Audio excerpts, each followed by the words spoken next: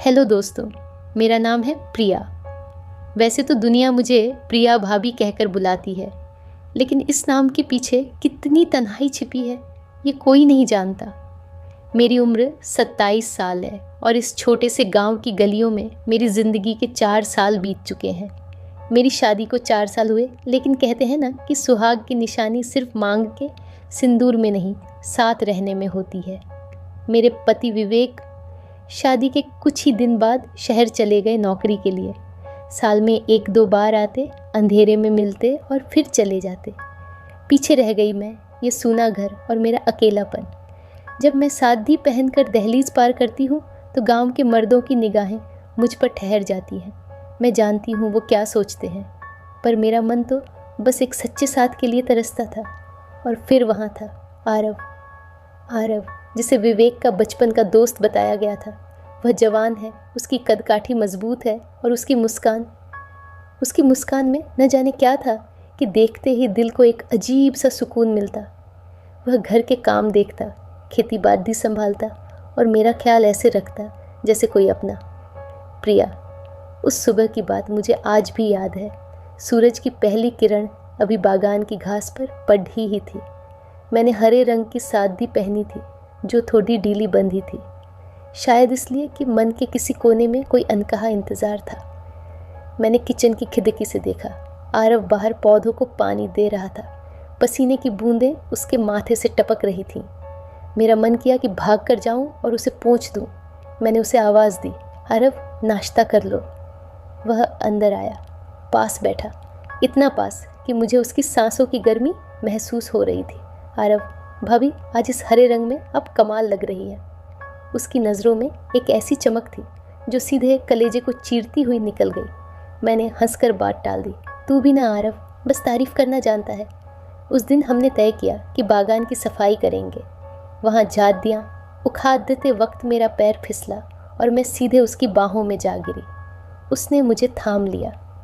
उसकी पकड़ में जो मजबूती थी वो मैंने कभी विवेक में महसूस नहीं की थी। हम दोनों की निगाहें मिली। मुझे लगा अब वो कुछ कहेगा, शायद गले लगा लेगा, पर वह बस मुस्कुराया और बोला, संभल कर भाभी, मैं हूँ ना सहारा देने के लिए। प्रिया, दिन बीतते गए। हर शाम किचन में आटा गूंथते वक्त वह मेरे पास आकर खड़े दिया हो जाता।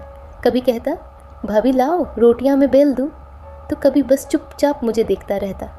एक दिन उसने कहा, प्रिया भाभी, शाम को एक सरप्राइज़ है।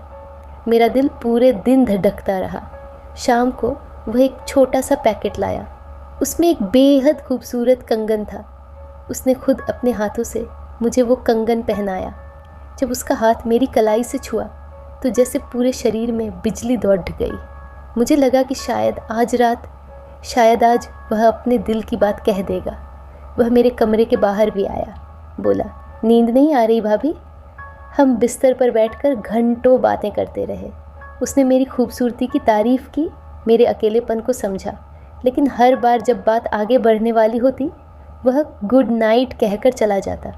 मेरा सस्पेंस बढ़ता जा रहा था कि आखिर वह चाहता क्या है। प्रिया, फिर एक दिन आरव ने कहा कि वह शहर जा रहा है। मेरा दिल टूट गया। उसने कहा कि वह मुझे आत्मनिर्भर बनाना चाहता है और उसने मेरे लिए गांव में एक दुकान खुलवा दी।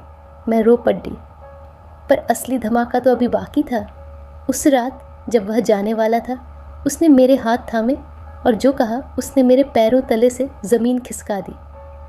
आरव ने बताया, प्रिया, विवेक कभी शहर गया ही नहीं। मैं सुनने रह गई। क्या मतलब?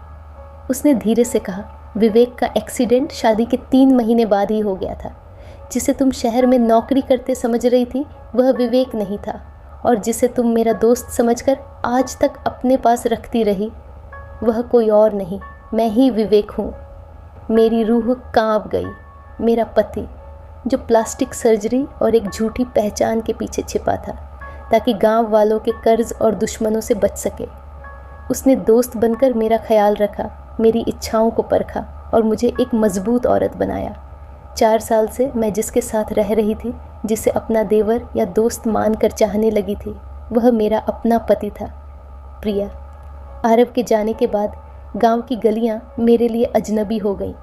उसने जाते जाते जो सच मेरे कान में फूंका था उसने मेरी रूह को झकझोर दिया था। मैं ही विवेक हूँ, ये शब्द मेरे कानों में हथौड़े की तरह बजते थे। 4 साल तक मैं एक ऐसे इंसान के साथ रही जिसे मैं अपने पति का दोस्त समझती रही, जिससे मैंने मन ही मन प्यार किया, जिसके लिए मैंने अपनी साड़ियाँ बदलीं, और वो मेरा अपना पति था। अगर वो मेरा पति था तो उसने मुझसे ये सच क्यों छुपाया? क्यों उसने मुझे एक विधवा या अकेली औरत की तरह जीने दिया? सस्पेंस की ये गांठ मेरे गले में फंसी थी। मैंने दुकान खोल ली थी, काम में मन लगाती, पर रात को जब उस सूने कमरे में जाती तो दीवारों से आरव की खुशबू आती थी। 3 महीने बीत गए। एक शाम जब मैं अपनी दुकान बढ़ा रही थी, एक काले रंग की गाड़ी मेरी दुकान के सामने रुकी। उसमें से एक सजी धजी औरत उतरी। उसने मुझसे पूछा, क्या तुम प्रिया हो, आरव की भाभी? मेरा दिल ज़ोर से धड़का। हाँ, मैं ही हूँ।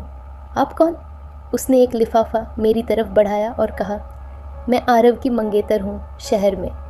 वो पिछले 1 महीने से अस्पताल में है, उसका एक्सीडेंट हो गया है और वो बार बार तुम्हारा नाम ले रहा है। मेरे पैरों तले ज़मीन खिसक गई। मंगेतर? अगर आरव ही विवेक है तो ये औरत कौन है? और अगर ये औरत सच कह रही है तो आरव ने मुझसे झूठ क्यों बोला? मैं उसी वक्त उस औरत के साथ शहर के लिए निकल गई। रास्ते भर मेरे मन में हज़ारों सवाल थे। क्या आरव ने मुझे धोखा दिया? क्या वो विवेक नहीं था? सिर्फ विवेक की संपत्ति हड़पने के लिए ये नाटक कर रहा था? अस्पताल के आईसीयू के बाहर पहुंचते ही मुझे वहीं आरव दिखा, पट्टियों में लिपटा हुआ। वो औरत जो खुद को उसकी मंगेतर कह रही थी, डॉक्टर से बात करने चली गई। मैं दबे पांव आरव के पास गई। उसकी आंखें खुली थीं, पर उनमें वो पहले वाली चमक नहीं थी। जैसे ही उसने मुझे देखा, उसकी आंखों से आंसू बहने लगे। प्रिया, तुम यहाँ? मैंने कांपती आवाज़ में पूछा। आरव, ये सब क्या है? ये औरत कौन है? और तुमने उस रात मुझसे झूठ क्यों बोला कि तुम विवेक हो? आरव ने लंबी सांस ली और जो बताया वो पिछले सच से भी ज़्यादा खौफनाक था। प्रिया, मैं विवेक नहीं हूँ।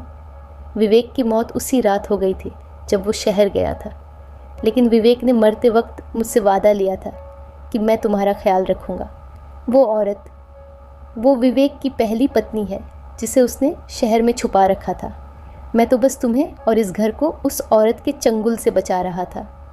मेरे सिर में चक्कर आने लगा तो आरव ने मुझसे झूठ बोला ताकि मैं उसे अपना मान लूँ। उसने मुझे भावनात्मक सहारा देने के लिए खुद को विवेक बताया। लेकिन आरव, मैंने चिल्लाकर कहा, तुमने मेरे जज्बातों के साथ खेला। मैंने तुम्हें विवेक समझकर नहीं, आरव समझकर प्यार किया था। तभी वो औरत अंदर आई। उसका असली रूप सामने आया। वो कोई मंगेतर नहीं थी, वो एक लालची औरत थी जो विवेक की वसीयत और उस दुकान को हथियाना चाहती थी जो आरव ने मेरे नाम की थी। उसने मुझे धमकी दी, अगर तुमने ये दुकान और घर मेरे नाम नहीं किया तो मैं पूरे गांव में तुम्हारी और आरव की उस रात की कहानी फैला दूंगी। उस पल आरव बिस्तर से उठ खड़ा हुआ, जख्मों के बावजूद। उसने मेरा हाथ थामा। प्रिया, डरना मत, मैंने सब इंतज़ाम कर दिया है। उस रात शहर के उस अस्पताल में सब कुछ साफ हो गया।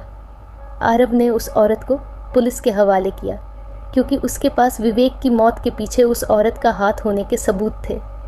आरव ने मुझसे कहा, प्रिया, मैं विवेक बनकर नहीं, आरव बनकर तुम्हारे साथ रहना चाहता हूँ। क्या तुम एक दोस्त को अपना जीवन साथी बनाओगी?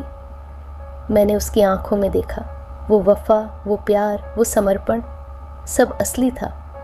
प्रिया, शहर के उस अस्पताल से लौटने के बाद मुझे लगा था कि सब ठीक हो गया है। आरव धीरे धीरे ठीक हो रहा था और हमारी दुकान गांव में मशहूर हो गई थी। लेकिन कहते हैं ना कि पुरानी रंजिशें इतनी आसानी से पीछा नहीं छोड़ती। वह औरत जिसे आरव ने पुलिस के हवाले किया था, वह ज़मानत पर बाहर आ गई। एक रात जब मैं दुकान बंद करके लौट रही थी, मैंने देखा कि आरव के घर के बाहर वही काली गाड़ी खड़ी थी। मेरा कलेजा कांप गया। मैं दबे पांव अंदर गई। वहाँ वह औरत बैठी थी और उसके साथ गांव का सरपंच भी था। वह औरत चिल्लाई, देखो सरपंच जी, यही है वो औरत जिसने मेरे पति विवेक को फंसाया और अब इस लड़के आरव के साथ मिलकर सारी जायदाद हड़पना चाहती है। सरपंच की आंखों में शक था। प्रिया बहू, क्या ये सच है? ये औरत विवेक की पहली पत्नी होने का दावा कर रही है। मेरे पास कोई सबूत नहीं था। आरव अभी भी कमज़ोरी में बिस्तर पर था। उस पल मुझे लगा कि मेरी 4 साल की तपस्या और मेरा चरित्र सब एक पल में मिट्टी में मिल जाएगा। तभी अंदर के कमरे से आरव बाहर आया। उसने अपने हाथ में एक पुराना संदूक पकड़ा था। वह लंगड़ाते हुए चला और सरपंच के सामने वो संदूक खोल दिया। आरव, सरपंच जी, सच ये नहीं है जो ये औरत बता रही है। सच इस संदूक में बंद है। उस संदूक में विवेक की एक डायरी थी और कुछ कानूनी कागजात। आरव ने बताया कि विवेक ने शहर में इस औरत से शादी नहीं की थी, बल्कि ये औरत विवेक की एक पुरानी दुश्मन की बेटी थी जिसने विवेक को ब्लैकमेल करके फंसाया था। डायरी में विवेक ने साफ लिखा था, अगर मुझे कुछ हो जाए तो मेरी सारी जायदाद प्रिया की है और आरव मेरा इकलौता भरोसेमंद भाई है जो उसकी रक्षा करेगा। गांव के लोग चौंक गए। वह औरत वहां से भागने की कोशिश करने लगी, लेकिन गांव वालों ने उसे रोक लिया। उस दिन मेरी बेगुनाही साबित हुई, लेकिन मेरे मन में एक सवाल अब भी था, क्या आरव मुझसे सच में प्यार करता है या सिर्फ विवेक का वादा निभा रहा है? उस रात गांव में मूसलाधार बारिश हो रही थी। आरव मेरे पास आया। वह शहर जाने की तैयारी कर रहा था। आरव, प्रिया, अब सब ठीक है। कागजात तुम्हारे नाम है। अब मैं जा सकता हूँ। मैंने विवेक का वादा पूरा कर दिया। मेरा दिल डूबने लगा। तो क्या ये सब सिर्फ एक वादा था आरव? वो कंगन, वो साथ, वो रातें जब तुम मेरे करीब आए, क्या वो सब नाटक था? आरव रुक गया। उसने मेरी आंखों में देखा। उसकी आंखों में आंसू थे। आरव, नहीं प्रिया, शुरुआत वादे से हुई थी, पर कब तुम मेरी जान बन गई मुझे पता ही नहीं चला। मैंने खुद को विवेक इसलिए कहा क्योंकि मुझे लगा तुम कभी एक दोस्त को स्वीकार नहीं करोगी। मैं अपराधी महसूस कर रहा था कि मैं अपने दोस्त की पत्नी से प्यार कर बैठा। हमने तय किया कि हम गांव में ही रहेंगे, पर अब किसी डर या छलावे के बिना। हमने सादगी से मंदिर में शादी कर ली। गांव वालों ने पहले तो विरोध किया, पर हमारी सच्चाई और वफादारी के आगे सबको झुकना पड़ा। आज हमारी वो छोटी सी दुकान एक बड़े शोरूम में बदल गई है। आरव अब खेतों में नहीं, बल्कि मेरे साथ बिजनेस संभालता है। अब जब मैं साड़ी पहनकर बाहर निकलती हूँ तो लोगों की आंखों में हवस नहीं बल्कि सम्मान होता है। प्रिया, तो दोस्तों, यह थी मेरी कहानी। एक विधवा की तन्हाई से लेकर एक सफल औरत और खुशहाल पत्नी बनने तक का सफ़र। अगर आपको मेरी और आरव की ये प्रेम कहानी पसंद आई हो तो इस वीडियो को अपने दोस्तों के साथ शेयर करें। मैं हूँ आपकी प्रिया, अब विदा लेती हूँ। फिर मिलूँगी एक नई कहानी के साथ। तब तक के लिए खुश रहिए और अपनों का ख्याल रखिए। नमस्ते।